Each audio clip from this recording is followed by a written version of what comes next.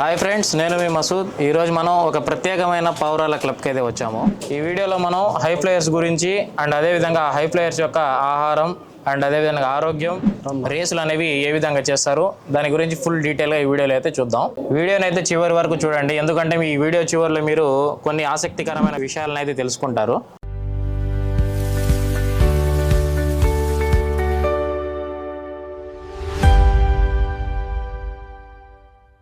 Okay friends, present laughed పేరు అయితే RBN laughed. ఈ లాఫ్ట్ యొక్క ఓనర్ అయితే రబ్బానీ బాయ్ గారు. ఓకే రబ్బానీ బాయ్ గారు, మీరు ఈ లాఫ్ట్ని ఎప్పుడు ప్రారంభించారు అండ్ మీకు ఈ పావురాల మీద ఆసక్తి అనేది ఎలా కలిగింది? పావురాళ్ళు ఎప్పుడు ప్రారంభించారనే దానికి ఒక ట్విస్ట్ ఉంది ఇక్కడ. మామూలుగా అయితే చిన్నప్పటి నుంచి నేను పావురాళ్ళు దాని మీద ఇంట్రెస్ట్ అనేది లేదు.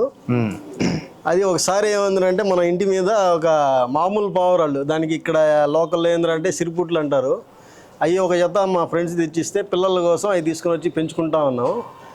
అవి ఏంటంటే కొన్ని రోజులకి చచ్చిపోయినాయి. ఆ జత చచ్చిపోయిన తర్వాత మళ్ళీ ఇంకో జత తీసుకుని వచ్చాం. ఆ జతలో ఏమైనాయంటే ఆ జతలో ఒక్క పావురాయి వచ్చి పైన పావురాళ్ళు ఉంటే కింద మనం ఇప్పుడు శనగపప్పు ఉంది కదా, అది వేస్తూ ఉంటే ఆ వాసనకి కిందకు వచ్చేసి చేతుల్లో కూర్చొని తింటా ఉండేది. ఇంటి లోపలికి కిందకు వచ్చేసి అది అట్లాగే కనీసం ఒక నెల పాటు అట్లాగే జరిగింది. దాని తర్వాత అది కూడా ఏదో ప్రాబ్లం వచ్చి, అంటే అప్పటికి మనకి ఐడియా లేదు కాబట్టి అది కూడా చనిపోవడం జరిగింది.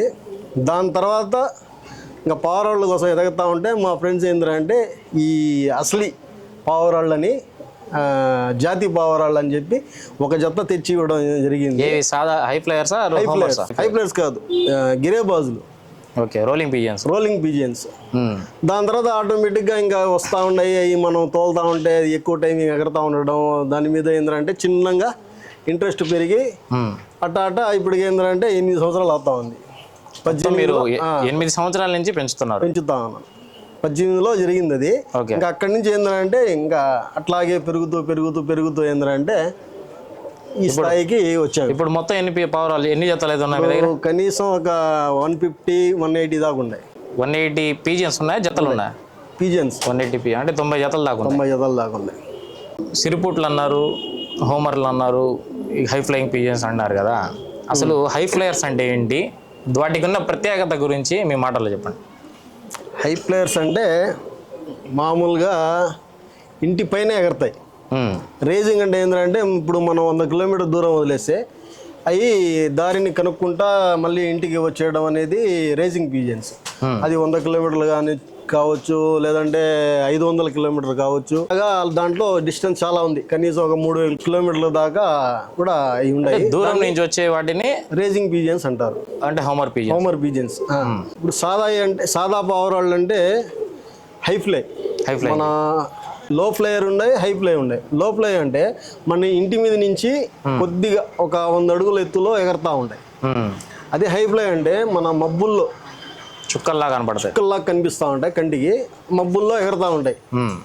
వాటిని హై ఫ్లయర్ అంటారు. ఓకే, ఈ టైమింగ్ ఎంతసేపు చేస్తాయి? టైమింగ్ అనేది ఏంటంటే ప్రజెంట్ నేను చూసిన కాడి నుంచి మన లోకల్లో చూస్తే ఉదయం 6 గంటలకు కానీ తోలితే వాటి ఏంటంటే నా ఇంటి మీదే కనీసం రాత్రి 6:30-7 దాకా కూడా ఎగిరినాయి. అంటే నేను చూసింది. ఇంకా బయట ఇంకా ఎక్కువ టైమింగ్ కూడా చూపిస్తూ ఉన్నారు. అంటే సుమారు 12 గంటల వరకు. 12 గంటలు మన దగ్గర ఉన్నాయా? 12 గంటలు చేసిన సిరిపుట్లకి ఎటువంటి ట్రైనింగ్ అవసరం లేదు. అంటే ఒక వారం మనం ఇంట్లో కట్టి ఉంచి కొంచెం ఎగిరేస్తుంటే అలవాటు అయిపోతాయి కదా. అలాగే ఈ హై ఫ్లయర్స్ అలవాటు అవుతాయి, లేదంటే వాటికి ఏమైనా సపరేట్ ట్రైనింగ్ అలాంటిది ఏదైనా ఉందా? హై ఫ్లయర్స్ అనేది ఏంటంటే పెద్దవి తీసుకుని వచ్చి అలవాటు చేయాలంటే అది రేరు. కానీ ఈ అలవాటు చేయాలంటే చిన్నప్పటి నుంచి మనం దానికి తీసుకుని వచ్చి అలవాటు చేసుకోవాలి. మిది మీద పెట్టి పైన కొద్దిగా హైట్లో, అంటే చుట్టూ ఒక వ్యూ అనేది ఏంటంటే వాటికి కంపల్సరీ ఐడెంటిఫై చేసుకోవడానికి గుర్తులు, కొండ గుర్తులు. సపోజ్ పక్క బిల్డింగ్ ఒకటి అదొకటి గుర్తుల కోసం కంపల్సరీగా 10 days పైన వేసుకొని దాని తర్వాత వాటికి చిన్నగా మనం దానికి ట్రైన్ చేసుకుంటా ఉండాలి. ఫుల్ ట్రైనింగ్ అనేది ఏంటంటే కనీసం ఒక 20 రోజుల నుంచి 1.5 నెలల దాకా టైం పడుతుంది. అంటే 20 నుంచి 1.5 రోజుల వరకు అది అట్లాగే మనం వదలకుండా పెట్టాలి.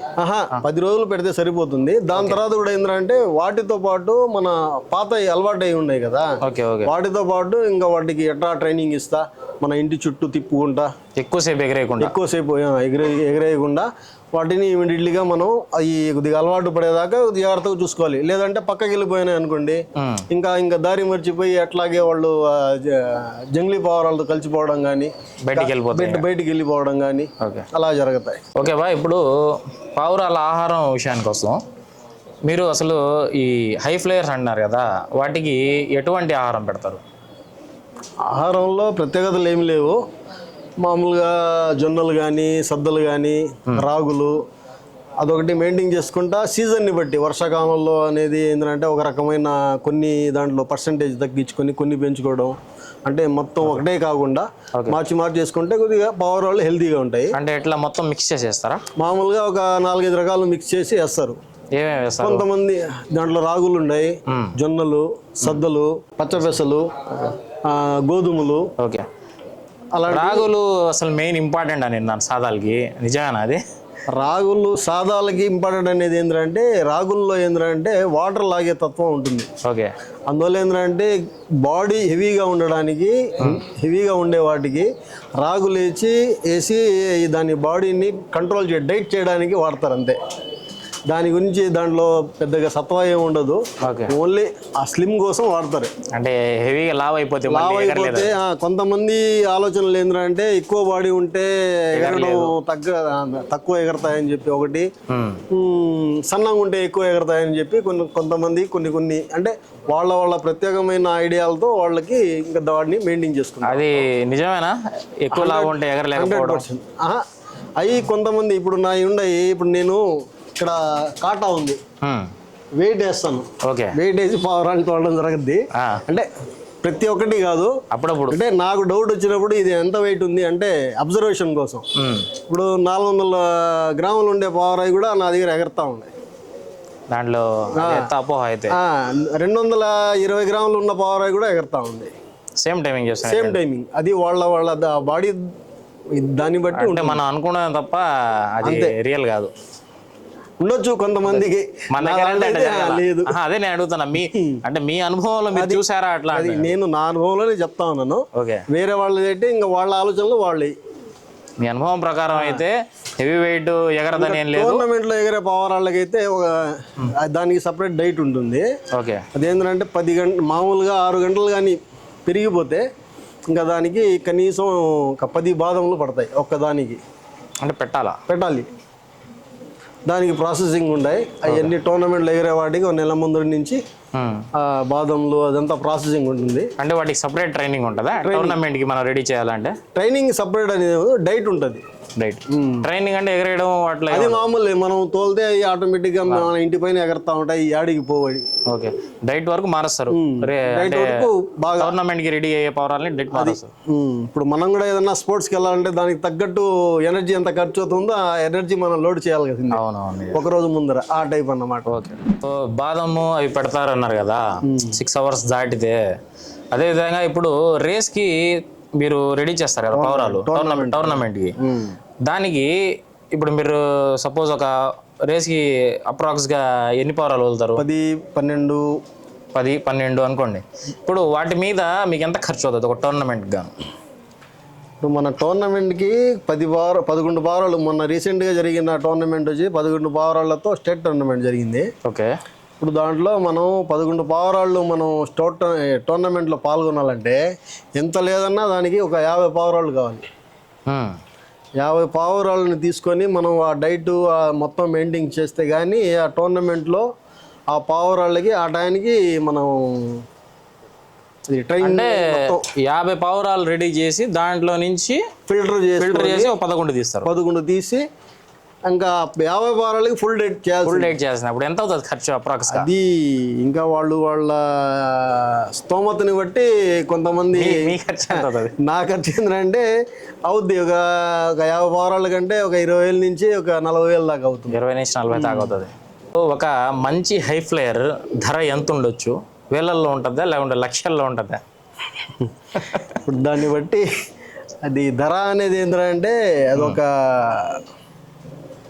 అది ఎలా చెప్పాలంటే ఇప్పుడు సపోజు జాతిరాళ్ళు లాగా అన్నమాట. ఈ జాతిరాళ్ళు అంటే ఇప్పుడు మీకు అవసరం ఉన్నింది అనుకోండి, అది లక్షల్లోకి వెళ్ళిపోతుంది.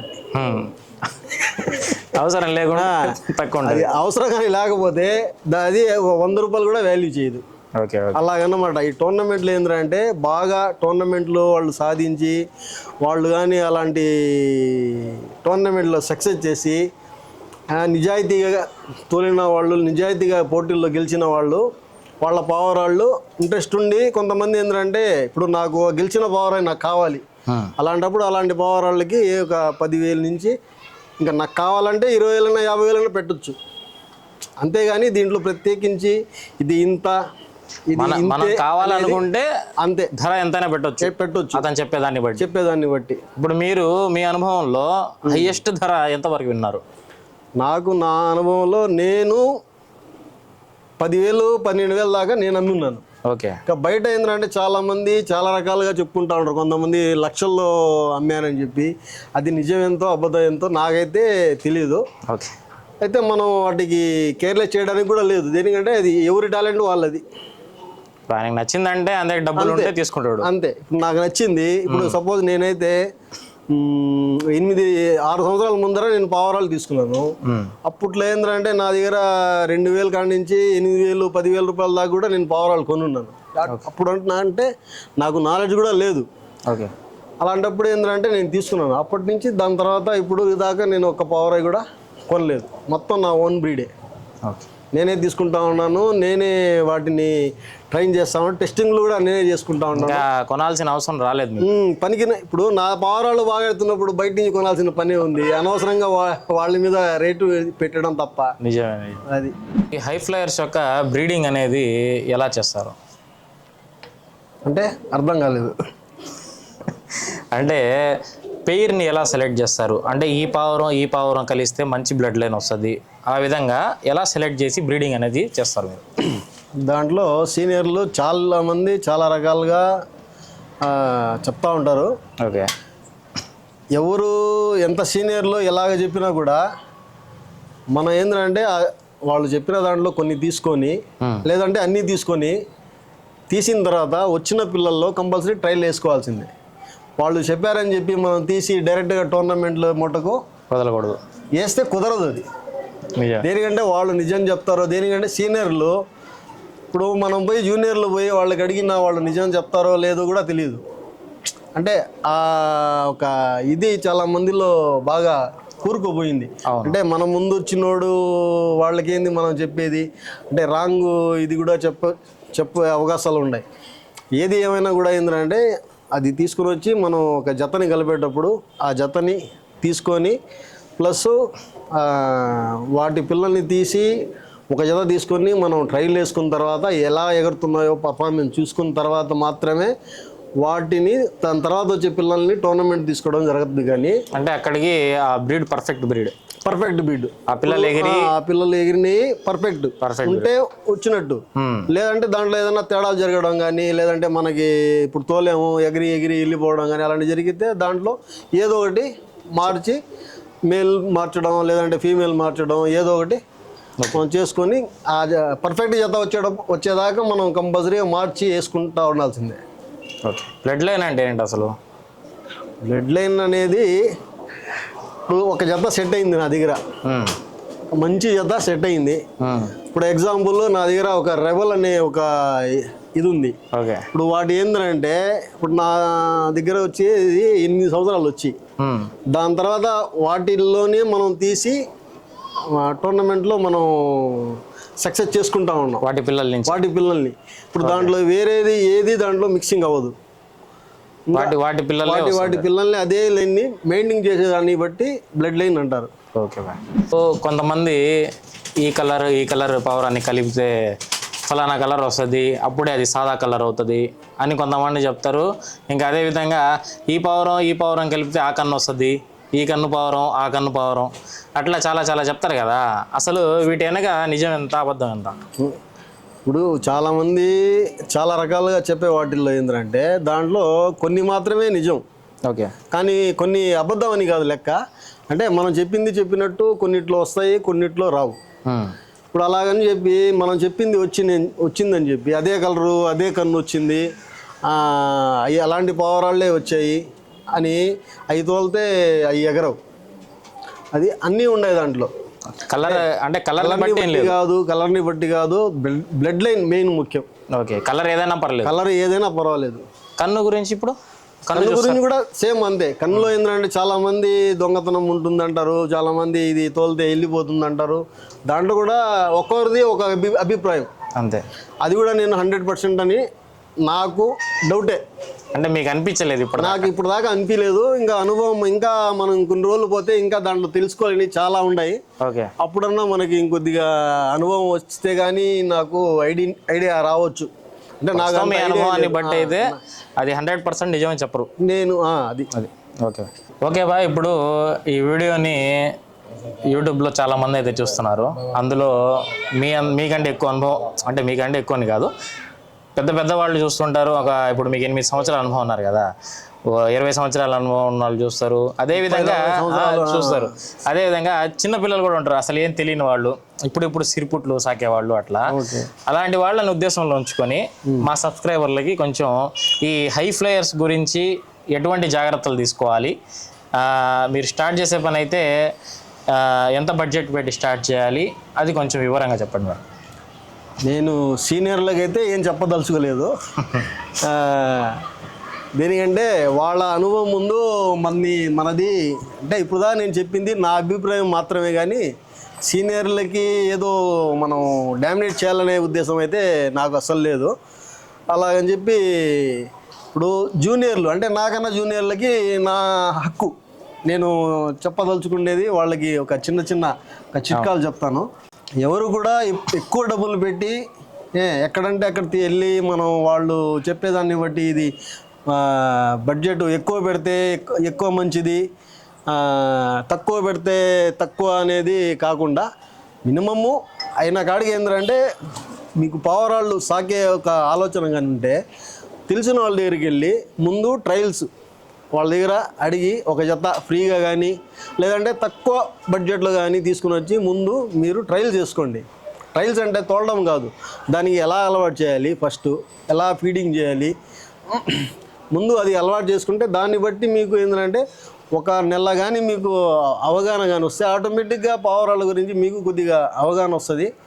ఆ తర్వాత ఏంటంటే మీరు దాని మీద ఇంకొక 500 పెట్టడం ఏదో ఒకటి చేసుకోవచ్చు. అలాగని చెప్పి మీరు ఎక్కువ బడ్జెట్ అయితే పెట్టుకోబాగండి. ఒక 1000-1500లో ఎవరో తెలిసిన వాళ్ళ దగ్గరికి వెళ్తే వాళ్ళు కూడా ఏంటంటే మీకు ఇంకా చిన్నపిల్లలు కాబట్టి లేదంటే కొత్తగా సాగుతున్నారు, ప్రేమతో సాగుతున్నారు కాబట్టి 90% ఫ్రీగానే ఇస్తారు, డబ్బులు ఎవరు తీసుకోరు. ఒకవేళ తీసుకోవాలన్నా సెంటిమెంట్ కోసం ఒక 500-800 తీసుకొని మీకు ఇస్తారన్నమాట. ఓకే, ఇప్పుడు ఫలానా టైంలో ఎగరేయకూడదు పావురాని, ఫలానా టైంలో ఎగరేయకూడదు అలా ఏమైనా ఉంటుందా? అది కూడా ఉంది. అది ఎలాగంటే ఇప్పుడు మనకి ఇక్కడ క్లైమేట్ ప్రకారము ఇక్కడ లగ్గడ్ అనేది ఒక ఫాల్కన్స్ కొట్టే అవకాశాలు ఏంటంటే మనకి కంటిన్యూగా 6 నెలలు జరగద్ది ఫాల్కన్ అటాక్. ఇప్పుడు దాన్ని ఏంటంటే మనం ఇప్పుడు మే నుంచి జూలై దాకా ఫాల్కన్ అటాక్స్ తక్కువ ఉంటాయి. ఈ సమయంలో ఏంటంటే మన హై ఫ్లై బ్రీడింగ్ అనేది ఏంటంటే ఫ్లయింగ్ కోసం మంచి టైమింగ్. టోర్నమెంట్లో కూడా అప్పుడే పెడతారా? టోర్నమెంట్ అదే టైంలో పెడతారు. దేనికంటే ఇప్పుడు సపోజ్ ఉదయం నుంచి సాయంత్రం దాకా ఎగరాలంటే ఫాల్కన్ అటాక్ కానీ జరిగితే ఈజీగా పావురాళ్ళన్నీ ఈజీగా దొరికిపోతాయి. దాంట్లో 1-2 డ్యామేజ్ అయిపోతుంది. ఇంకా టోర్నమెంట్ కూడా ఏంటంటే ఇంకా టోటల్గా డిస్టర్బ్ అయిపోతుంది. ఓకే.